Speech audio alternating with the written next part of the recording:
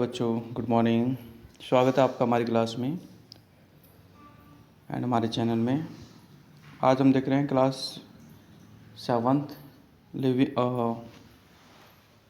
New Learnwell science का chapter number 5 acid bases and salts. In this chapter we are discussing about the acidic substance and basic substance and some about salts and neutral substance and indicators of acids and bases, and in the last neutralization reaction. So if you not subscribe our channel, then first subscribe the channel and share with your friends and press the bell icon for notification of upcoming video. Let us start the chapter. Acid bases and salts हमारी life की ही एक तरह से हम part मान सकते हैं इनको, क्योंकि बहुत सारे एसिड्स होते हैं जो कि हमारी लाइफ का हिस्सा होते हैं। Acids and bases mainly 2 types के होते हैं। आर्टिफिशियल एसिड, जिन्हें हम एक तो बोलते हैं नेचुरली एसिडिक, और एक होता है केमिकली एसिड। ठीक है, अभी हम देखते हैं, जैसा कि आप एक यहाँ पे गिलास देख रहे हो, लेमन जूस। ठीक है, तो लेमन जूस की नेचर एसिडिक है या बेसिक है या न्यूट्रल है, इसके बारे में हम देखते हैं। तो बच्चों, लेमन जो जूस होता है उसका नेचर जो होता है एसिडिक होता है, क्योंकि उसमें एसिड होता है। कुछ सब्सटेंस हमारी लाइफ के बेसिक होते हैं, कुछ सब्सटेंस एसिडिक होते हैं, and some of others are neutral. पहला हम पढ़ते हैं एसिडिक सब्सटेंस।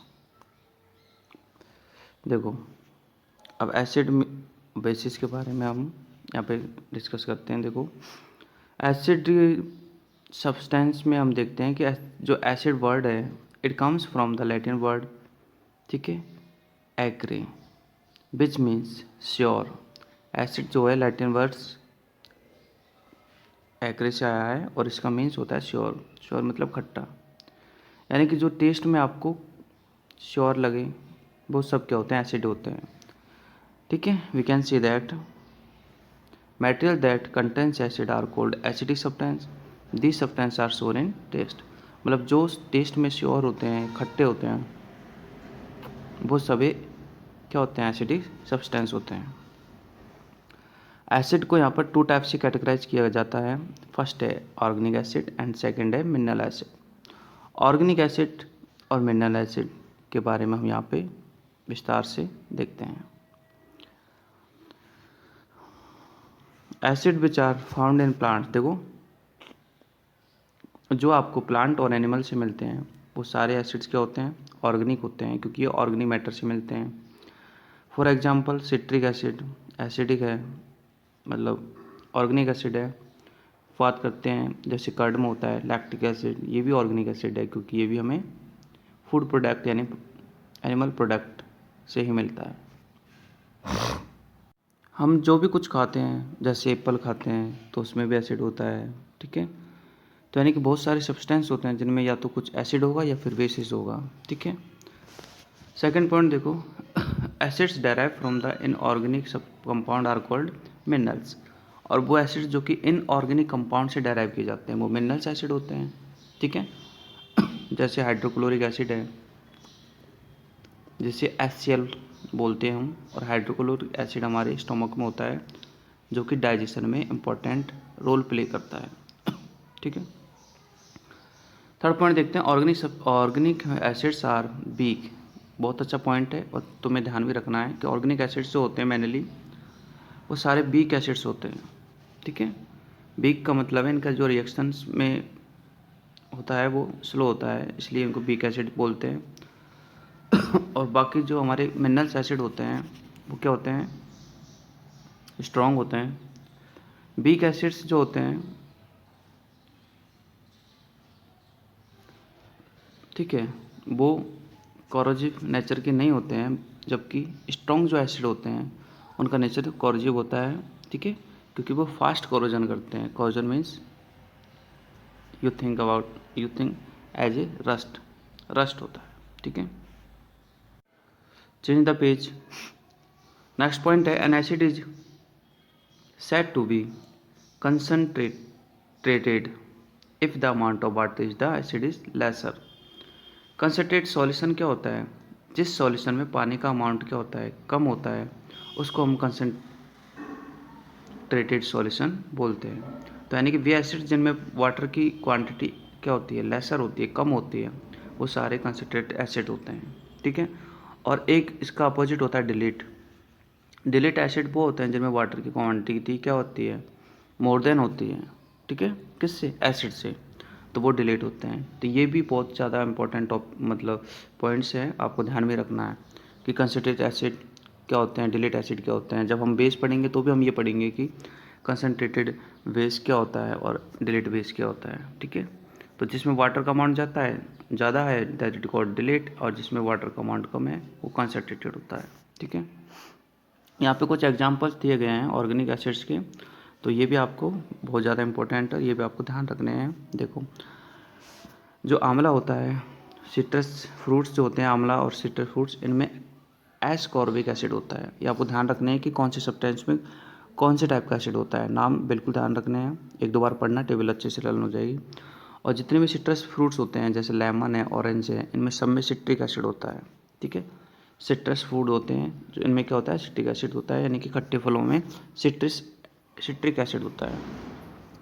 फिर बात करते हैं हम कर्ड की, तो मैंने बता ही दिया इसमें लैक्टिक एसिड होता है। फिर टैमेरिंड की बात करते हैं और ग्रेप्स की बात करते हैं, ठीक है। टैमेरिंड और जो ग्रेप्स होते हैं उनमें टार्टिक एसिड होता है, बिल्कुल आपको ध्यान रखना है। विनेगर जो आप घरों में यूज करते हो, ठीक है, विनेगर आपका एसिटिक एसिड होता है, ठीक है। ये सब ऑर्गेनिक सब्सटेंस से ही मिलते हैं, इसलिए इनको ऑर्गेनिक एसिड्स बोलते हैं सबको।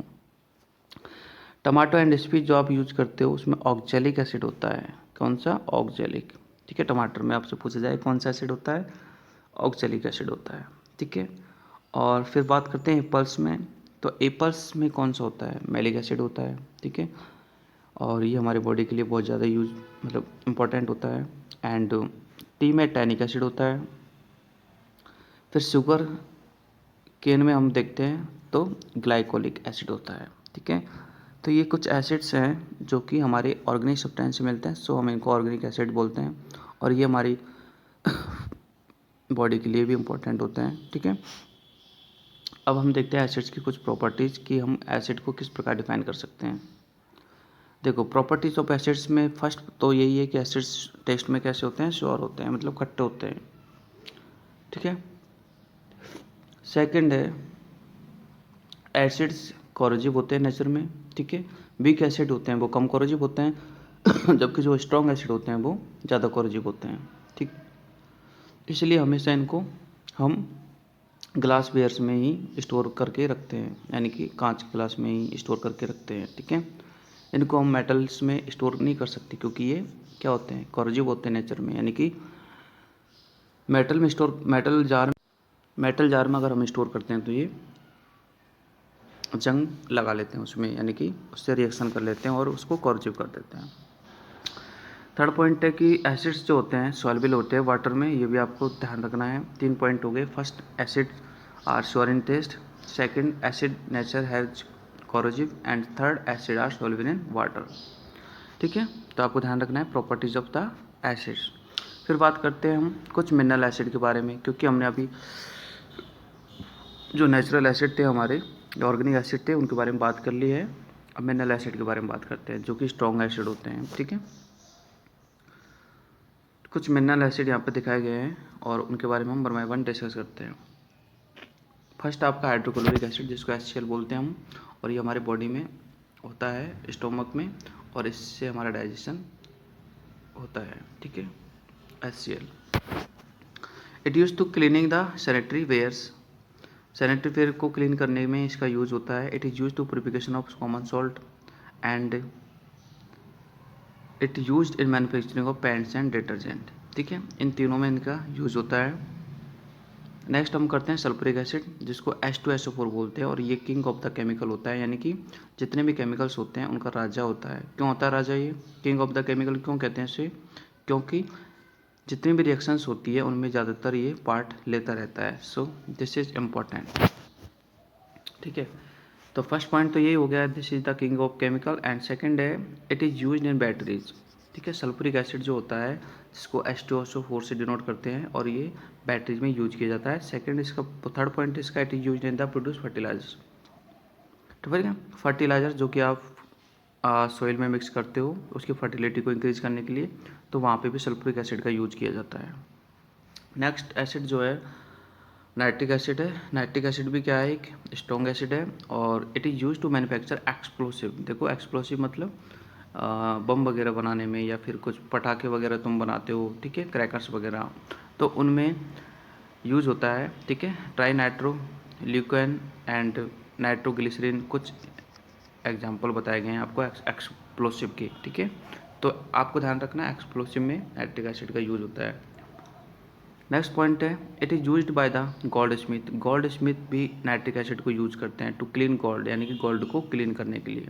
बिल्कुल आपको ध्यान रखना है कि जो गोल्ड स्मिथ होता है वो गोल्ड और सिल्वर के जो ऑर्नामेंट्स होते हैं, यानी कि सिल्वर के और गोल्ड के जो हमारे गहने होते हैं उनको क्लीन करने के लिए गोल्ड स्मिथ नाइट्रिक एसिड का यूज करता है। ठीक है, और नाइट्रिक एसिड क्या है? स्ट्रॉन्ग एसिड है, इसलिए वो ईजिली क्या करता है? रिएक्शन करके और क्लीन करता है। नेक्स्ट है एसिटिक एसिड। ठीक है, एसिटिक एसिड जो कि आपके विनेगर में होता है, अभी मैंने बताया था, और ये भी इम्पॉर्टेंट है। देखो इसके points, it is use to vinegar to enhance the flavour of the food, यानी कि फूड के फ्लेवर को एनहेंस करने के लिए, बढ़ाने के लिए हम इसको यूज करते हैं। ठीक है, रसोई घरों में ज़्यादातर विनेगर यूज किया जाता है फूड के फ्लेवर को बढ़ाने के लिए। और it is use as the killing agent, मतलब क्लीनिंग एजेंट के तौर पर भी इसको यूज करते हैं। फ्लोर्स वगैरह क्लीन करते हैं तो उसमें भी थोड़ा बहुत विनेगर हम मिला लेते हैं, या बर्तन साफ़ करते हैं तो उसमें भी विनेगर मिला लेते हैं। ठीक है, तो इसके रीज़न वो हो गए मेन फंक्शन, एक तो फूड के फ्लेवर को बढ़ाने में, और एक बर्तनों को साफ़ करने में, यानी कि क्लीनिंग में एजेंट के तौर पर इसका यूज करते हैं। Third point, it is use to remove the stains on the carpets. Carpets वगैरह जो होती है या वुड वर्क होता है उनमें जो स्टेन्स यानी जो धब्बे वगैरह लग जाते हैं उनको हटाने में भी इसका यूज़ होता है एसिटिक एसिड का। और it is use to the preservative in pickles. Must important है कि एसिटिक एसिड यानी विनेगर को एज ए प्रिजर्वेटिव यूज किया जाता है ना, पिकल्स वगैरह अचार वगैरह में डाला जाता है। इससे क्या होता है? अचार जो होता है लंबे समय तक सही बना रहता है, ख़राब नहीं होता, यानी प्रिजर्व रहता है। ठीक है, उसमें कोई भी समस्या नहीं होती है, कोई प्रॉब्लम्स नहीं होती है, और वो लंबे समय तक चल सकता है, इसलिए अचार में भी विनेगर मिलाया जाता है, ध्यान रखना। आगे हम देखते हैं कुछ बेसिक सब्सटेंस। हम एसिड के बारे में थोड़ा पढ़ चुके हैं, अब बेसिक के बारे में पढ़ लेते हैं। देखो जैसे एसिड्स टेस्ट में श्योर होते हैं, ऐसे ही बेसिड्स के होते हैं टेस्ट में बिटर होते हैं। आपको ध्यान रखना है इनका टेस्ट कैसे होता है? बिटर होता है। और इनको जब हम टच करते हैं तो अब ये सोपी फील होते हैं, यानी कि बहुत ही सॉफ्ट फील होते हैं, सॉफ्ट टाइप के फील होते हैं। ठीक है, तो ये दो इसके एक तरह से चेक करने का हमारे पास जरिया है कि हम अगर टेस्ट करें तो बिटर लगेगा। बिटर मतलब कड़वा होता है, और सोपी मतलब अच्छा सॉफ्ट टचिंग होता है। This substance are called bases. तो ऐसे सब्सटेंस को बेसिस बोलते हैं। ठीक है, ओके, इसका मैं एक नॉर्मल एग्जांपल बता दूँ आपको। बेकिंग सोडा जो आप घरों में यूज करते हो, ठीक है, बेकिंग सोडा, ठीक है, तो वो आपका क्या है? बेस है। ठीक है, और इसके कुछ एग्जांपल्स यहाँ पर बताए गए हैं। Some of example of bases जैसे सोडियम हाइड्रोक्साइड है, पोटेशियम हाइड्रोक्साइड है, कैल्शियम हाइड्रोक्साइड है। ठीक है, ये सभी बेसिस होते हैं। Bases are use to manufacture the number of the product that be use in our daily life. ठीक है, काफ़ी प्रोडक्ट होते हैं जो हम डेली लाइफ में यूज़ करते हैं, उनको मैन्युफैक्चरिंग जो होता है बेसिस के अकॉर्डिंग होता है। ठीक है, और जिनमें बेसिस होता है उनको बेसिक सब्सटेंस बोलते हैं, और जिनमें एसिड होता है उनको एसिडिक सब्सटेंस बोलते हैं। ठीक है, नेक्स्ट पॉइंट आपका बेसिस कैन बी स्ट्रॉन्ग और वीक। जैसे एसिड स्ट्रॉन्ग और वीक होते थे, ऐसे बेस भी स्ट्रॉन्ग और वीक होते हैं। ठीक है, अब ये भी ध्यान रखना है आपको अगली लाइन कि स्ट्रॉन्ग बेसिस में कौन कौन आते हैं। जैसे कास्टिक सोडा है, जिससे साबुन वगैरह बनते हैं आपके, वो स्ट्रॉन्ग बेसिस है। ठीक है, कास्टिक सोडा नॉर्मल लैंग्वेज में कास्टिक सोडा बोलते हैं, बाकी साइंस की लैंग्वेज में इसका जो नाम होता है वो सोडियम हाइड्रोक्साइड होता है। ठीक है, और पोटेशियम हाइड्रोक्साइड होता है एक, ये भी क्या है, हमारा स्ट्रॉन्ग बेसिस है। और ये दोनों भी क्या होते हैं, इनका नेचर कोरोजिव होता है। जैसे वहाँ पर एसिड का नेचर कोरोजिव था, वहाँ पर जो स्ट्रॉन्ग एसिड था उसका नेचर कोरोजिव था, यहाँ पर भी स्ट्रॉन्ग बेसिस का नेचर कोरोजिव होता है। ठीक है, अब कुछ वीक एसिड्स के बारे में बात कर लेते हैं। जैसे देखो कॉपर हाइड्रोक्साइड है, जिंक हाइड्रोक्साइड है, आर नॉट कोरोजिव नेचर, ये कोरोजिव नहीं होते हैं, और ये वीक एसिड्स होते, सॉरी वीक बेसिस होते हैं। ठीक है, अच्छे से पढ़ लेना, बहुत इंपॉर्टेंट टॉपिक है आपकी लाइफ के लिए और आपकी क्लास के लिए, दोनों के लिए इंपॉर्टेंट है। अब कुछ प्रॉपर्टीज़ हम बेसिस की देखते हैं, तो हमने ऊपर से देखी है, एक तो बिटर इन टेस्ट और एक सोप इन टच। टच करने पर सोपी फील होता है, टेस्ट में बिटर होता है। बेसिस में और नॉट में भी सोल्युबल इन वाटर। देखो जैसे हमने ऊपर पढ़ा था कि एसिड्स तो पानी में सोल्युबल होते हैं, यानी घुलते हैं, बट बेसिस घुल भी सकते हैं और न भी घुल सकते हैं। ठीक है, और इसी के अकॉर्डिंग इस प्रॉपर्टी को जो आपको हाईलाइट किया गया है, इसका रीज़न है क्योंकि इसी के अकॉर्डिंग जो बेसिस होते हैं, ठीक है, जो पानी में घुल सकते हैं वो एल्काइल, जिनको एल्कलीज बोलते हैं। क्या बोलते हैं? एल्कलीज। ये बहुत इंपॉर्टेंट है, इसको मैं अंडरलाइन तो कर ही रहा हूँ। आपको भी ध्यान रखना है कि जो बेसिस पानी में घुलते हैं उनको एल्कलीज बोलते हैं। ये इंपॉर्टेंट आपके लिए बहुत ज़्यादा, इसलिए मैं इसको अंडरलाइन कर रहा हूँ। ठीक है, एल्कलीज का नाम आते ही आपको पता चलना चाहिए एल्कलीज क्या होते हैं। बेस होते हैं और ये पानी में घुलने वाले बेस होते हैं। ठीक है, सोडियम हाइड्रोक्साइड है, कैल्शियम हाइड्रोक्साइड है, ये सब क्या है, एल्कलीज के एग्जाम्पल है। अब यूजेज ऑफ बेस पढ़ते हैं हम, तो देखो bases are like calcium oxide है। ठीक है, कैल्शियम हाइड्रोक्साइड है, CaOH, ये जो दोनों न्यूट्रलाइज ऑफ सॉइल, यानी सॉइल को न्यूट्रलाइज करने के लिए काम आते हैं। इस अब न्यूट्रलाइज ऑफ सॉइल क्या होता है वो मैं आपको आगे बता दूंगा। ठीक है, क्योंकि आगे आएगा। सॉइल को न्यूट्रल करना यानी कि अगर सॉइल में एसिड की क्वांटिटी ज़्यादा है तो बेस मिलाना, बेस की क्वांटिटी ज़्यादा है तो एसिड मिलाना, दैट इज कॉल्ड न्यूट्रलाइजेशन। आगे देखो sodium hydroxide is used in preparation of the soap. अभी मैंने बताया था आपको कास्टिक सोडा है, साबुन बनता है। ठीक है, तो सोडियम हाइड्रोक्साइड जो है कास्टिक सोडा को ही बोलते हैं और उससे साबुन बनता है।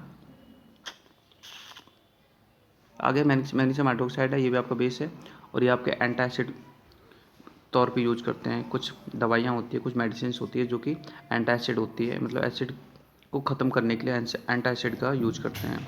तो एज ए आपको ये क्वेश्चन पीछे पूछा भी जाएगा कि which bases are used as a antacid, तो आपको बताना है मैग्नीशियम हाइड्रोक्साइड, पीछे आपके क्वेश्चन भी है। सोडियम हाइड्रोक्साइड जो होता है आपका, it also used in manufacturing of the clinic solution like paper industries and the many other industries. ठीक है, तो ये आपके कुछ बेसिस के क्या है यूजेस हमने पढ़ लिए, बहुत इंपॉर्टेंट टॉपिक है आपको।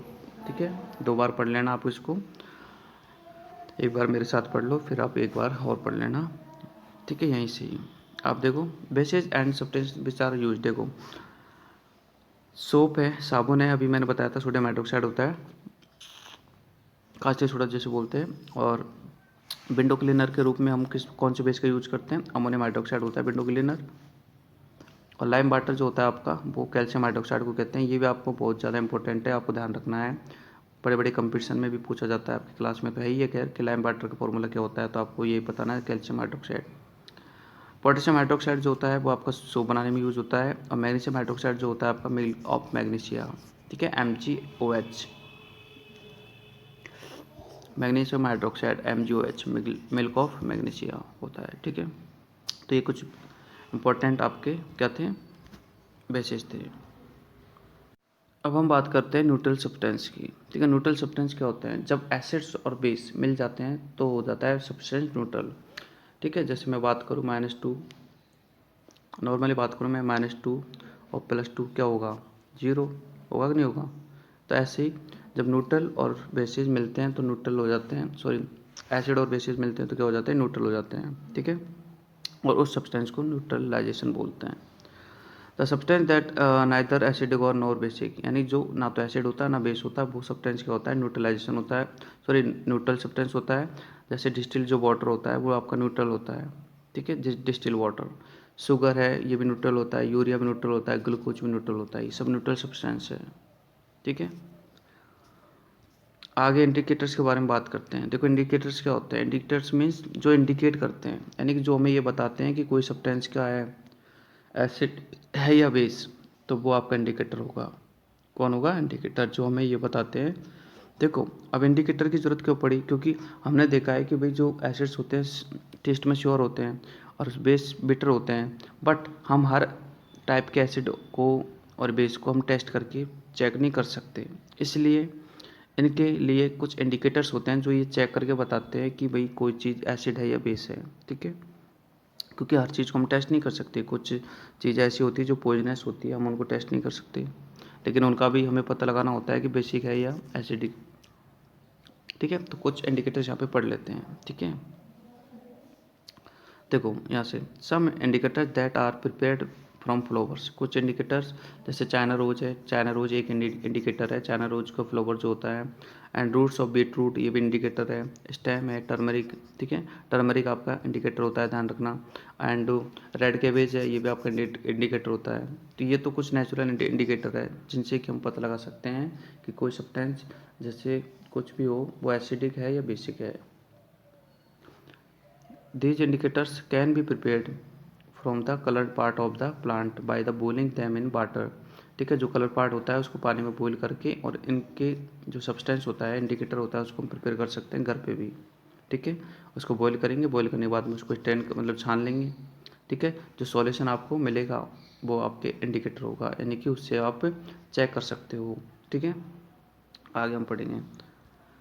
थर्ड पॉइंट देखो, the there are some indicators which can be prepared in laboratory. तो ये ऊपर जो पढ़े थे ये तो हम घर में बना सकते हैं, घर में प्रिपेयर कर सकते हैं। तो ये तो सिंपल इंडिकेटर थे, इनसे भी हम पता लगा सकते हैं। कुछ होते हैं जो लेबोरेटरी में प्रिपेयर किए जाते हैं, जैसे using dyes and some chemical compound का यूज करके लेबोरेटरी में तैयार किए जाते हैं। ठीक है, तो इनको सिंथेटिस कहते हैं, उनको नेचुरल कहते हैं। ये मैन मेड होते हैं और वो नेचुरल होते हैं। ठीक है, अब हम पहला देख रहे हैं लिटमस। वेरी इंपॉर्टेंट है, बहुत ही ज़्यादा इंपॉर्टेंट है, क्योंकि ज़्यादातर जो होता है इंडिकेटर के रूप में लिटमस पेपर का यूज किया जाता है। देखो लिटमस पेपर जो होते हैं, देखो मोस्ट लिख भी रहा है यहाँ पे, मोस्ट कॉमन यानी सबसे ज़्यादा पॉपुलर है। इंडिकेटर है, यूज इन लेबोरेटरी में यूज किया जाता है। It is extracted from lichen. आपसे पूछे कि लिटमस पेपर जो है किससे एक्सट्रेटेड किया जाता है, किससे बनाया जाता है, तो आपको सिंपली जवाब देना लाइकेन। बहुत अच्छी अच्छी बातें हैं, आप ध्यान से पढ़ो। लाइकेन से बनाया जाता है। And available in the form of the strip paper. और हमें जो लिटमस पेपर मिलता है वो पेपर की फॉर्म में अवेलेबल होता है। ठीक है, पेपर मिलता है, पेपर में हम जैसे वो जिस चीज़ को चेक करना चाहते हैं उसका सॉल्यूशन पेपर पर डालते हैं और उससे हमें पता लग जाता है। ठीक है, अब देखो लिटमस पेपर जो होते हैं रेड और ब्लू दो टाइप के होते हैं। कौन कौन से? ब्लू और रेड, दो कलर के होते हैं। ठीक है, ब्लू लिटमस, अब ध्यान से सुनो, ये पॉइंट अगले दो इम्पोर्टेंट है। अगर आपका blue litmus paper red colour में बदल जाता है तो आपका जो सब्सटेंस होगा वो एसिडिक होगा। ठीक है, सपोज करो आपने दूध लिया और दूध को चेक कर रहे हो कि भाई दूध में एसिड है या बेस है, तो आप इन दोनों पेपर्स के साथ में दूध की बूंद को डाल के देख सकते हो। अगर रेड वाला चेंज हो गया, ठीक है, तो फिर बेस है, और अगर आपका ब्लू वाला चेंज हो गया तो फिर एसिड है। ठीक है, तो रेड और तो ब्लू अगर रेड में बदले तो क्या होगा? बेस। सॉरी, ब्लू अगर रेड में बदले तो क्या होगा? एसिड। और रेड अगर ब्लू में बदले तो क्या होगा? बेस। समझ में आ गया? यानी ब्लू में बदलेगा कोई चीज़ तो बेस होगा, और रेड में बदलेगा तो एसिड होगा। आपको इतना से ध्यान रखना है, सबसे इंपॉर्टेंट जो आपका इंडिकेटर यही है। ठीक है, चलो आगे चलते हैं। तो अभी हमें ब्लू लिटमस पेपर को हमने पढ़ लिया है कि लिटमस भी एक इंडिकेटर होता है, सबसे इम्पोर्टेंट इंडिकेटर होता है, ज़्यादातर यूज लिटमस ही किया जाता है। बाकी कुछ इंडिकेटर्स और भी होते हैं, जैसे अभी हम पढ़ रहे हैं टर्मरिक पढ़ रहे हैं, हल्दी। ठीक है, ये भी एज ए इंडिकेटर हम इसको यूज करते हैं। अब हल्दी को कैसे यूज करेंगे तो आप देख लो।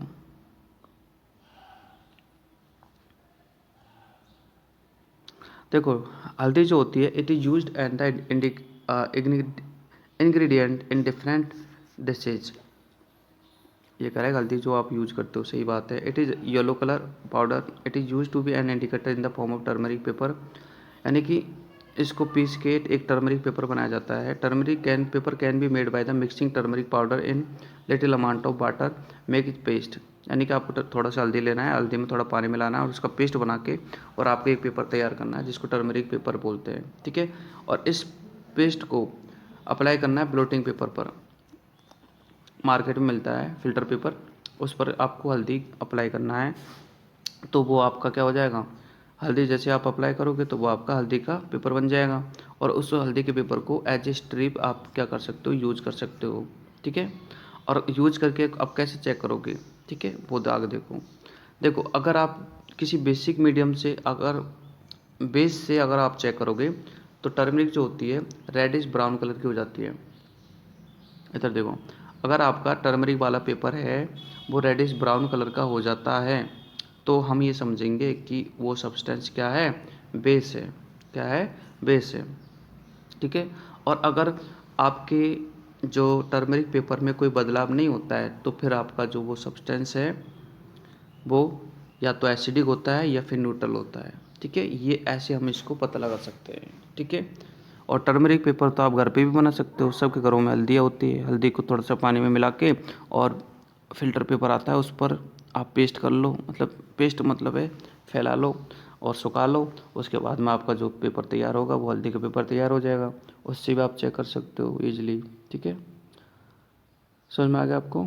अगर आपका हल्दी वाला पेपर का कलर चेंज होता है, कैसे चेंज होगा, रेडिश ब्राउन चेंज होगा, तो समझो कि क्या है वो बेसिक। और चेंज नहीं होता है तो फिर न्यूट्रल होगा या फिर एसिड होगा, बस। आगे देखो चाइना रोज है, इसको भी देख लेते हैं हम कि चाइना रोज का हम एज इंडिकेटर कैसे यूज करेंगे, ठीक है। तो देखो China rose indicator prepared by the boiling some, ठीक है। चाइना रोज में जो चाइना रोज की पिटल्स होती है उनको बॉईल किया जाता है पानी में, ठीक है। और फिर बॉईल करने के बाद में उनको फ़िल्टर कर लिया जाता है, छान लिया जाता है, ठीक है। और उसके बाद में आपको एक लाइट पिंक कलर का सॉल्यूशन मिलता है, ठीक है। उस पिंक कलर का जो सॉल्यूशन होता है उसको ही इंडिकेटर के रूप में यूज करते हैं। जैसे चाय नहीं छानते क्या आप, ऐसे आपको चाइना रोज की पिटल्स को बॉईल करके उसको छानना है, पिंक कलर का एक सॉल्यूशन मिलेगा, ठीक है। अब इसको चेक कैसे करोगे, देखो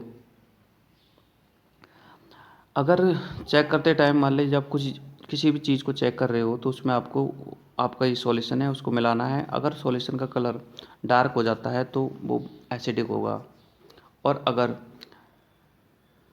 चाइना रोज है वो ग्रीन कलर का हो जाता है तो फिर बेसिज होगा, ठीक है, ध्यान रखना। अगर सॉल्यूशन हमारा डार्क बन जाता है तो क्या होगा, एसिड होगा। और अगर हमारा जो सॉल्यूशन है, कौन सा सॉल्यूशन, पिटल्स वाला सॉल्यूशन है ना, अगर हमारा पिटल वाला सॉल्यूशन जो है ग्रीन कलर का बन जाएगा तो हम समझेंगे कि उसमें क्या है, बेस है। क्या है, बेस। ऐसे हम चाइना रोज को यूज कर सकते हैं एज ए इंडिकेटर। तो हमने काफ़ी सारे इंडिकेटर पढ़ लिए, एक तो हल्दी पढ़ लिया, चाइना रोज पढ़ लिया और एक आपका लिटमस पढ़ लिया, ठीक है। और हम देखते हैं कुछ इंडिकेटर्स होते हैं, तो एक और इंडिकेटर होता है जिसको हम फिनोप्थलीन बोलते हैं। क्या बोलते हैं, फिनोप्थलीन। और फिनोप्थलीन की गोलियाँ आती है मार्केट में, मिलती है काफ़ी सारी, ठीक है। देखो phenolphthalein is a colourless solution which is prepared in the laboratory dissolving phenolphthalein dye in alcohol, ठीक है। और फिनोप्थलीन को अल्कोहल में मिक्स करके और लेबोरेटरी में तैयार किया जाता है फिनोप्थलीन। और ये जो होता है बेसिक सब्सटेंस के साथ में, बेसिक सब्सटेंस के साथ में इसका रिएक्शन क्या होता है, देखो बेसिक के साथ में क्या होता है कि जो फिनोप्थलीन होता है वो हमें डीप पिंक कलर में चेंज हो जाता है। यानी आपका कलरलेस फिनोप्थलीन जो होता है अगर वो डीप पिंक कलर में चेंज होता है तो समझो कि आपका सॉल्यूशन बेसिक है। और अगर वो कलरलेस रहता है, फिनोप्थलीन अगर कलरलेस ही रहता है, मतलब अगर उसमें कोई चेंज नहीं होता है तो फिर एसिड है, ठीक है। तो ऐसे हम फिनोप्थलीन को भी यूज करते हैं एज ए इंडिकेटर, ठीक है, पढ़ लेना ध्यान से। अब ये तो हो गए हमारे सारे इंडिकेटर्स। अब हम पीएच स्केल के बारे में बात करते हैं कि पीएच स्केल एक्चुअली में होती क्या है। सबसे इम्पोर्टेंट ये भी है, देखो पीएच स्केल क्या होती है। पीएच स्केल जो होती है एसिड और बेस की स्ट्रेंथ को शो करती है कि कोई भी चीज़ है वो एसिड तो है बट कितना एसिडिक है, उसकी स्ट्रेंथ को शो करती है कि वीक एसिड है या फिर स्ट्रॉन्ग एसिड है। कौन, पीएच स्केल, ठीक है। और pH स्केल से हम ये भी पता लगाते हैं कि कोई चीज़ एसिडिक है या फिर क्या बेसिक। बट सबसे ज़्यादा इम्पोर्टेंट ये है कि उसकी स्ट्रेंथ पता लगाते हैं कितना एसिड है कितना बेसिक है। ठीक है, pH स्केल में जो रेंज होती है 1 से लेकर, देखो ये आपके सामने pH स्केल है, 0 से लेके और 14 तक आपके डिजिट्स होते हैं। ठीक है, और 0 से देखो 0 से यहाँ तक 7 तक ये तो आपका होता है एसिडिक। क्या होता है ये? एसिडिक। और ये आपका होता है इधर वाला बेस, इधर वाला होता है आपका बेस। ठीक है, यानी कि अगर किसी भी सॉल्यूशन का रेंज 8 से लेकर 14 तक है तो वो बेस होगा, किसी भी सॉल्यूशन का रेंज 0 से लेकर 6 है तो वो क्या होगा? एसिडिक होगा। और अगर 7 है यानी मिडिल वाला है तो फिर वो न्यूट्रल होगा। न्यूट्रल का मतलब है ना तो बेस होगा ना एसिड होगा। ठीक है, अब देखो सबसे ज़्यादा एसिडिक ये है, ये यहाँ पे मेरा ये पेन चल रहा है, ये सबसे ज़्यादा एसिडिक है और ये सबसे कम एसिडिक है। ठीक है, जैसे जैसे आप इधर बढ़ते, एक मिनट, जैसे जैसे आप इधर बढ़ते जाओगे तो आपका जो एसिड है स्ट्रॉन्ग होता जाएगा, और जैसे जैसे आप इधर बढ़ते जाओगे आपका जो बेस है वो स्ट्रॉन्ग होता जाएगा। ठीक है, यानी कि 14 अगर नंबर है तो आपका स्ट्रॉन्ग बेस है, 13 है वो भी स्ट्रॉन्ग है, 12 है वो उससे कम, 11 उससे कम, ऐसे कम कम होता जाएगा। और आपका एक सबसे ज़्यादा स्ट्रॉन्ग एसिड है। ठीक है, तो ये कुछ pH स्केल के बारे में है। जैसे हमारा हर चीज़ का pH स्केल होता है, आगे हम पढ़ेंगे। तो देखो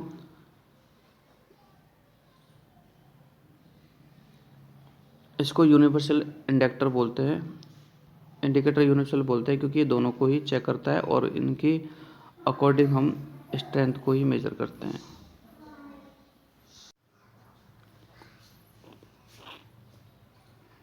आगे हम कुछ इंडिकेटर्स हैं और एसिड बेस के साथ में रिएक्शन है, तो ये आप इंपॉर्टेंट टेबल है, पढ़ लेना इसको कि लिटमस पेपर जो होता है एसिड के साथ में क्या रिएक्ट करता है, ब्लू को रेड में टर्न करता है और बेसिज रेड को ब्लू में टर्न करेगा। ठीक है, टर्मरिक जो होता है वो एसिड के साथ में कोई इफेक्ट शो नहीं करता, बट बेसिज के साथ में वो मिलके रेडिश ब्राउन कलर देता है। पिंक चाइना है, एसिड के साथ में वो मैजेंटा कलर में हो जाता है, जबकि बेस के साथ में वो ग्रीन कलर में हो जाता है। ठीक है,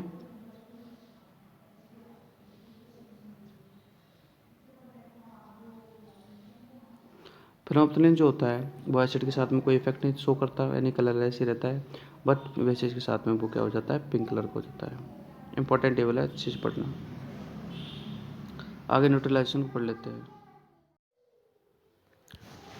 हाँ, तो देखो न्यूट्रलाइजेशन में क्या होता है कि न्यूट्रलाइजेशन रिएक्शन होती है, यानी कि न्यूट्रल न्यूट्रल मैंने अभी जैसे बताया था आपको कि अगर हम एसिड को बेस में मिला देते हैं तो जो सॉल्यूशन होता है वो न्यूट्रल हो जाता है।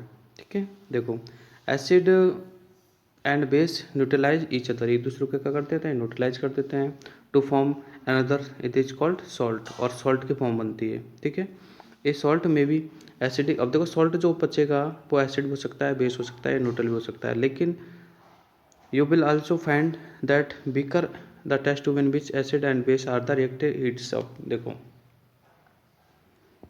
मान लीजिएगा आपके पास कोई दो बीकर है। ठीक है, बीकर मतलब कोई भी दो बीकर है, इसमें सपोज करो एसिड है, इसमें बेस है। अब इन दोनों को आप मिक्स कर देते हो कोई थर्ड बीकर में, तो ये इसमें क्या होगा? ये न्यूट्रल होगा। क्या होगा? ये न्यूट्रल हो जाएगा अगर दोनों को मिक्स कर दोगे इसमें, तो ये दोनों इसमें मिक्स होकर क्या बन जाएंगे? न्यूट्रल बन जाएंगे और एक सॉल्ट की फॉर्म बनेगी। ठीक है, अब सॉल्ट क्या हो सकता है? सॉल्ट की जो नेचर होती है वो एसिडिक, बेसिक और कुछ भी हो सकती है, बट जो सॉल्यूशन बनेगा वो बेसिक और एसिड ना होके क्या बनेगा? न्यूट्रल सॉल्यूशन बनेगा। तो the reaction between an acid and a base to form of salt, यानी सॉल्ट बनाने की फॉर्म। ठीक है, सॉल्ट और वाटर बनाने की जो फॉर्म होती है, एसिड बेस को एक साथ मिलाते हैं तो इसको हम क्या बोलते हैं? न्यूट्रलाइजेशन रिएक्शन बोलते हैं। ठीक है, फॉर एग्जाम्पल बैन विनेगर, यानी कि एसिड जो होता है, विनेगर जो होता है, उसको हम बेकिंग सोडा के साथ में मिक्स कर देते हैं तो एक सॉल्ट बनता है और वाटर बनता है, और जो सॉल्यूशन बनता है वो क्या बनता है? आपका न्यूट्रल बनता है। ठीक है, तो उस टाइम में जब भी ये मतलब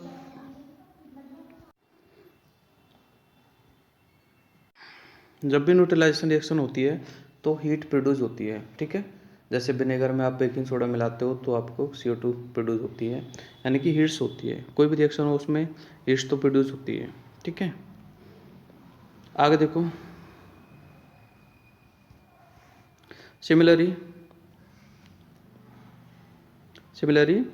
व्हेन हाइड्रोक्लोरिक एसिड, जब आप हाइड्रोक्लोरिक एसिड यानी HCl में ऐड करते हो सोडियम हाइड्रोक्साइड, ठीक है, ये आपका HCl है, इसमें आपको सोडियम हाइड्रोक्साइड जो कि बेस होता है और ये एसिड होता है, इन दोनों को मिलाते हो तो आपको जो फॉर्म बनती है वो सोडियम क्लोराइड की बनती है और वाटर और हीट रिलीज होती है, ठीक है। सोडियम क्लोराइड यानी कि NaCl, ठीक है, NaCl ये बनता है और जिसको सॉल्ट बोलते हैं, और हीट रिलीज होती है और वाटर तो बनता ही है, ठीक है। तो यहाँ से आप समझते हो होंगे कि न्यूट्रलाइजेशन रिएक्शन क्या होता है, ठीक है। जब एसिड को सॉलिड में मिलाते हैं, एसिड को किस में मिलाते हैं, बेस में मिलाते हैं, तो वो न्यूट्रल सॉल्यूशन बन जाता है, ठीक है। और रिएक्शन के प्रोडक्शन के रूप में आपको सॉल्ट और वाटर मिलता है। अब हम हमारी डेली लाइफ में न्यूट्रलाइजेशन के क्या क्या यूजेज है वो हम पढ़ लेते हैं, ठीक है। तो देखो, न्यूट्रलाइजेशन का हमारी डेली लाइफ में बहुत ज़्यादा यूजेज है, ठीक है। पहला यूजेज दे रखा है इसमें, as a remedy for indigestion. पहला पॉइंट है आपका as a remedy for indigestion. Indigestion का मतलब है कि जब हमारे डाइजेस्टिव सिस्टम में प्रॉब्लम होती है तो हमें इंडाइजेशन बोलते हैं। इसमें क्या होता है, देखो, हाइड्रोक्लोरिक जो एसिड होता है इज प्रोड्यूस्ड इन स्टोमक में हाइड्रोक्लोरिक एसिड होता है जो कि आपके फूड को डाइजेस्ट करता है, which is essential for the its proper functioning, यानी प्रॉपर फंक्शनिंग के लिए ज़रूरी होता है। But when we eat spicy food, जब हम स्पाइसी फूड ईट करते हैं, आवर स्टोमक यानी जो हमारा स्टोमक होता है produce large amount of the hydrochloric acid, यानी कि हमारा स्टोमक लार्ज अमाउंट में हाइड्रोक्लोरिक एसिड को प्रोड्यूस करता है, विच रिजल्ट इन एसिडिटी, और उसका रिजल्ट एसिडिटी होती है। Indigestion can be very painful, indigestion जो होता है बहुत ज़्यादा पेनफुल होता है और can even cause stomach ulcers, और इससे स्टोमक में अल्सर्स हो जाती है। As base neutralise the effect of an acid, तो उस टाइम पे हम कुछ मेडिसिन लेते हैं या फिर कुछ बेसिस अपने स्टोमक में ऐड करते हैं, ठीक है, क्योंकि एसिड की क्वांटिटी जब हमारे बॉडी में या फिर स्टोमक में बढ़ जाती है तो उस टाइम पे हमें उनमें बेस मिलाना पड़ता है, ठीक है। यानी मेडिसिन के तौर पे हम बेस लेते हैं जो कि क्या करता है अंदर जाके और उस एसिड को ख़त्म कर देता है और जो सॉल्यूशन होता है उसको कैसे कर देता है, न्यूट्रल कर देता है, ठीक है। तो उसके लिए डॉक्टर्स गिव्स एंटासिड, ठीक है, डॉक्टर जो होते हैं एंटासिड देते हैं, लाइक मिल्क ऑफ मैग्नीशिया जिसे MgOH बोलते हैं, और इसको मैग्नीशियम हाइड्रोक्साइड भी बोलते हैं, ठीक है। टू क्योर इंडाइजेशन, मतलब इंडाइजेशन से मतलब फ़ायदा लेने के लिए हमें इन मेडिसिन की सलाह देते हैं, ठीक है। तो इंडाइजेशन का जो सॉल्यूशन होता है ना, जो आप सोचते हो कि भाई इनो वगैरह पी ले तो हमारा पेट सही हो जाएगा, ठीक है। तो इनो होता है, इनो में क्या होता है, बेस होता है, ठीक है। भाई आपकी बॉडी में जो एक्स्ट्रा एसिड्स होते हैं, जो ज़्यादा हाइड्रोक्लोरिक एसिड रिलीज होता है उसको ख़त्म करने के लिए आप इनो पीते हो, और इनो में क्या होता है, बेस होता है, बेस अंदर जाके और न्यूट्रलाइजेशन कर देता है, फिर आपका डाइजेशन सही हो जाता है, सिंपल। नेक्स्ट है to cure ant and bee sting, यानी कि आंट और बी स्टिंग्स, आंट और बी स्टिंग जो होती है उसमें आपको पता है आंट स्टिंग में क्या होता है, फॉर्मिक एसिड होता है। अगर नहीं, सॉरी मैंने नहीं बताया तो कोई बात नहीं। आंट जो स्टिंग होती है यानी कि जो आपको आंट खा जाती है, ठीक है, तो आपने नोटिस किया होगा कि आपकी स्वेलिंग हो जाती है क्योंकि उसमें फॉर्मिक एसिड होता है आंट के स्टिंग में, और उसके कारण आपके जब जैसे आपकी बॉडी में आंट इंजेक्ट करती है इस फॉर्मिक एसिड को, तो skin when a person is bitten by the ant, जब आंट के द्वारा एक पर्सन को बीटन किया जाता है, खाया जाता है या फिर, तो दिस कॉजेज पेन, उससे हमें पेन होता है और एक स्वेलिंग सी आ जाती है, ठीक है, स्वेलिंग सी आ जाती है। The effect of an ant and bee sting can neutralise by the rubbing baking soda, तो उस के ऊपर अगर हम बेकिंग सोडे को रब कर लेते हैं तो उससे हमारा क्या होता है, जो आंट स्टिंग है उसका जो ज़्यादा इफेक्ट नहीं पड़ता है और वो सही हो जाता है, ठीक है। बेकिंग सोडा भी यूज़ कर सकते हैं, फिर कैलामाइन सॉल्यूशन या लोशन आता है वो भी यूज़ कर सकते हैं। कैलामाइन लोशन क्या होता है, बेस ही होता है, ठीक है। तो यानी जहाँ पर भी हमें आंट स्टिंग ने वो आंट ने स्टिंग मतलब डंक चुभाया है उस जगह पर, यानी उस अफेक्टेड एरिया पर हम क्या लगा लेते हैं, बेकिंग सोडा को रब कर लेते हैं या फिर कैरामेल लोशन को रब कर लेते हैं। इनमें क्या होता है, बेस होता है जो कि उसको न्यूट्रल कर देता है, किसको, एंटी को। तो ये भी एक मतलब एक तरह से न्यूट्रलाइजेशन का ही हमारी लाइफ में यूजेज है। आगे हम देखते हैं treatment of the soil. Soil treatment, जैसा कि मैंने आपको स्टार्टिंग में बताया था कि हम बाद में बात करेंगे। देखो, अगर हमारी जो सॉइल होती है ना, वो बेस्ट कब होती है, जब वो न्यूट्रल होती है। देखो, plants grow best in neutral soil, यानी जो न्यूट्रल सोइल होती है उसमें ही प्लांट अच्छे से ग्रो कर पाते हैं। इसलिए हमें अपनी सोइल को बार बार चेक करना चाहिए और उसको जांच करनी चाहिए कि हमारी जो सोइल है उसमें एसिड की क्वांटिटी ज़्यादा है या बेस की क्वांटिटी ज़्यादा है। अगर दोनों में से किसी एक की क्वांटिटी ज़्यादा है तो उस टाइम हमारी जो सोइल होती है परफेक्ट नहीं होती है for the growing of plants. So due to lack of the essential nutrition, due to excessive nutrition, देखो कुछ फर्टिलाइज़र एक्सेसिव हो जाते हैं, ठीक है। हम फर्टिलाइज़र ऐड करते हैं मिट्टी में ताकि हमारी मिट्टी ह्यूमस की क्वांटिटी अधिक हो, बट कभी कभी क्या होता है फर्टिलाइजर्स में कुछ एक्सेसिव क्वांटिटी ज़्यादा हो जाती है तो उस मिट्टी को वो मिट्टी क्या हो जाती है, एसिडिक हो जाती है। तो उसको बेसिक बनाने के लिए या फिर न्यूट्रल करने के लिए हमें कुछ बेसिक वाले जो फर्टिलाइजर्स है, जैसे क्यूक्लाइम वगैरह है या फिर स्क्लेड लाइम है, वो ऐड करने पड़ते हैं, ठीक है। इससे क्या होता है, हमारी मिट्टी एसिडिक से क्या बन जाती है, न्यूट्रल बन जाती है। और न्यूट्रल मिट्टी ही सबसे बेस्ट होती है, ठीक है। तो यानी कि ट्रीटमेंट ऑफ सॉइल, सॉइल का ट्रीटमेंट किया जाता है। अगर सॉइल में किसी एसिड और बेस दोनों में से किसी एक की क्वांटिटी ज़्यादा है तो उसको न्यूट्रल करना पड़ता है, ठीक है। एसिड की ज़्यादा है तो बेस मिलाएंगे, यानी बेस वाला खाद मिलाएंगे, और बेस ज़्यादा है तो एसिड वाला खाद मिलाएंगे, ठीक है, सिंपल। और आगे है टू ट्रीट फैक्ट्री वेस्ट, ठीक है। फैक्ट्री वेस्ट का मतलब है जो फैक्ट्री से जो कचरा निकलता है उसको भी ट्रीट करना ज़रूरी है, क्योंकि फैक्ट्री से जो कचरा निकलता है उसमें ज़्यादातर क्या होते हैं, एसिडिक सब्सटेंस होते हैं। और एसिडिक सब्सटेंस क्या होते हैं, टॉक्सिस होते हैं, जो कि आगे जाके मान लीजिए फैक्ट्री वेस्ट किसी नदी नाले में आके मिलता है तो उस टाइम पे उसमें जो एनिमल्स रहते हैं, ठीक है, पानी के अंदर मछलियाँ वगैरह रहती है, फिर कोई काऊ भी पानी को पी लेता है तो उससे उनको प्रॉब्लम्स क्रिएट होती है और इवन वो उनकी डेथ भी हो जाती है। तो इसीलिए जो फैक्ट्री का वेस्ट होता है उसे हमेशा क्या करना चाहिए, एक तरह से न्यूट्रलाइज करके ही भेजना चाहिए, यानी कि ट्रीट करना चाहिए, उसे ट्रीटमेंट करना चाहिए। पढ़ लो आप, देखो, factory waste mostly acidic in nature, मैंने बता दिया। If they are flow in water bodies, अगर इनको वाटर बॉडीज में फ्लो करें तो cause harm to aquatic plants, यानी कि एक्वाटिक प्लांट्स को भी हार्म करता है और एनिमल्स को भी हार्म करता है। Basic substance like select lime, जो हमने ऊपर भी देखा था, ये रहा सेलेक्ट लाइम, ठीक है। इसमें भी सेलेक्ट लाइम मिट्टी में ऐड करते थे हम, और यहाँ पर भी सेलेक्ट लाइम जो है इसमें ऐड करते हैं ताकि जो आपका ऐसे बेस्ट प्रोडक्ट है कौन सा फैक्ट्री वाला, वो क्या बन जाए, न्यूट्रल हो जाए वो। और न्यूट्रल हो जाएगा तो फिर वो क्या होगा, हार्मफुल नहीं होगा वो, ठीक है, क्योंकि उसमें जो एसिड प्रेजेंट होते हैं वो ख़त्म हो जाते हैं न्यूट्रल वो बेस में लाते ही, ठीक है। तो यानी कि जब भी हमें फैक्ट्री वेस्ट को बाहर आउट करना होता है तो हमें उसको पहले ट्रीट करना चाहिए, ठीक है, डिस्चार्ज से पहले। यानी कि डिस्चार्ज तभी करना चाहिए जब हम उसको ट्रीट करते हैं, क्योंकि ट्रीटेड वेस्ट ही मतलब हार्मफुल नहीं होता है, अदरवाइज नॉन ट्रीटेड वेस्ट क्या होता है, हार्मफुल होता है। तो उसको, ये भी हमारा न्यूट्रलाइजेशन का ही एक तरह से यूजेज है। तो ये आपका जो चैप्टर होता है वो कंप्लीट होता है। देखो, यहाँ पर आपको डायग्राम में देख भी सकते हो आप, यहाँ पर आपकी मिट्टी को न्यूट्रलाइज किया जा रहा है, ठीक है। और यहाँ पर आपके जो फैक्ट्री वेस्ट है उसको दिखाया गया है कि वेस्ट को हम प्रोडक्ट को छोड़ते हैं लेकिन पहले उसको न्यूट्रलाइज करना चाहिए। ये आपका चैप्टर फिनिश होता है और आई होप कि आपको ये वीडियो बहुत अच्छा लगा होगा, ठीक है। बहुत ज़्यादा मेहनत करनी पड़ती है वीडियो बनाने के लिए, ठीक है, लेकिन ये मेरी हॉबी भी है पढ़ाना, ठीक है। तो मुझे अच्छा लगता है आप लोगों को पढ़ा के, ठीक है। बस आपसे ज़्यादा कुछ नहीं चाहिए, ठीक है। आपको पता है, बस आपको सब्सक्राइब करना है और शेयर करना है, ठीक है, क्योंकि शेयर करोगे तो चैनल बहुत लोगों तक पहुंचेगा, उन्हें भी मौका मिलेगा पढ़ने का, ठीक है। और बस, तो शेयर कर दो और बेल आइकन भी प्रेस कर लो ताकि आपको भी नोटिफिकेशन मिलता रहे और आगे भी मतलब शेयर करता रहो अपने फेसबुक पे, इंस्टाग्राम पे, जहाँ पे भी आपके कुछ चैनल्स हैं, ठीक है, आपके क्लासमेट्स हैं, उनको शेयर करो। Thank you, thank you, bye. अब हम इसकी क्वेश्चन आंसर के साथ में मिलेंगे। क्वेश्चन आंसर का जो वीडियो लिंक है आपको डिस्क्रिप्शन में मिल जाएगा, ठीक है। Thank you for much.